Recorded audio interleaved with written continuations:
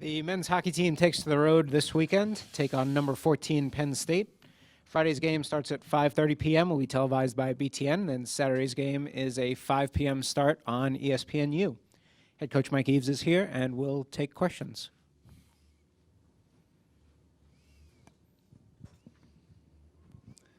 Brian? What is it about your club this year? They just don't give up? I like what Greg Gard has said about that. He's got a young team as well, and one thing about young people as you work with them is that they're pretty resilient. Maybe that's they haven't been beaten down, and they just think they can get it done, and they just keep playing and enjoying the game and battling, and as a result, we've done this several times this year, probably as many times as we've been up, had leads and given them away, or we've also battled back, and we get it again Saturday night, and it's just part of who this group is. Dennis? I don't know how much you've had a chance to look at Penn State yet, but how do they stack up or compare to the other best teams you've played? I'll be honest with you, I haven't had much time to look at video on them. We've been busy with a couple other things, but I know Guy Godowski has done a tremendous job wherever he's been. When he was at Princeton, he brought them up to be winning league championships with them. And over the time in Penn State, you can see them getting better and better. They have good structure. They play hard. And they've been able to, they were preseason. I thought as a preseason team, they'd be one of the favorites this year. Jeff? Mike, you mentioned the resiliency of your team. What's the number one thing, if you could change anything right now or improve it, that would allow the team to be more consistent, to win more consistently? It would be in two areas. It would be in our ability to play in our own defensive zone and the way we come into our defensive zone. And that doesn't change. That's the same in the National Hockey League level, college, minor, pro.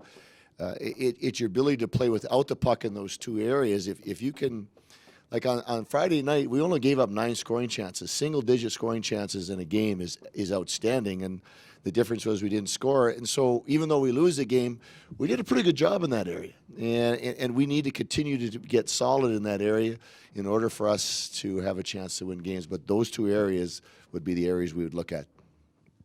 Andy?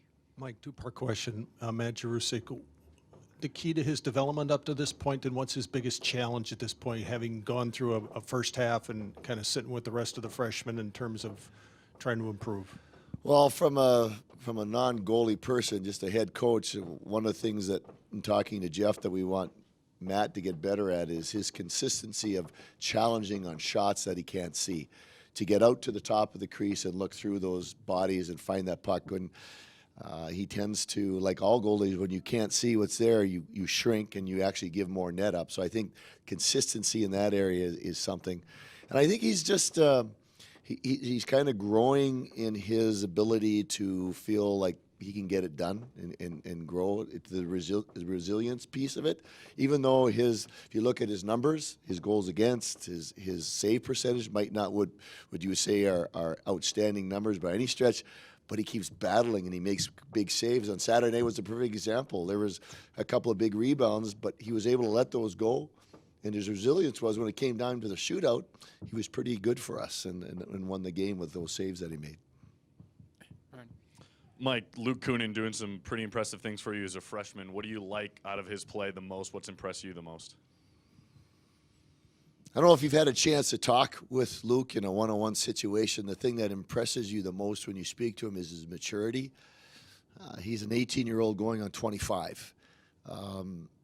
He is just about getting it done and getting it done the right way. He knows what his goals are in his life, and he just gets it done. I think you may look at, he's got diabetes, and you may say, geez, that's too bad. That's a tough thing to have as a young guy. But actually, that's been one of his best teachers because he's had to monitor himself. He has to give himself a shot. And it's just about, it's something I have to do. I get it done. I want to be this kind of hockey player.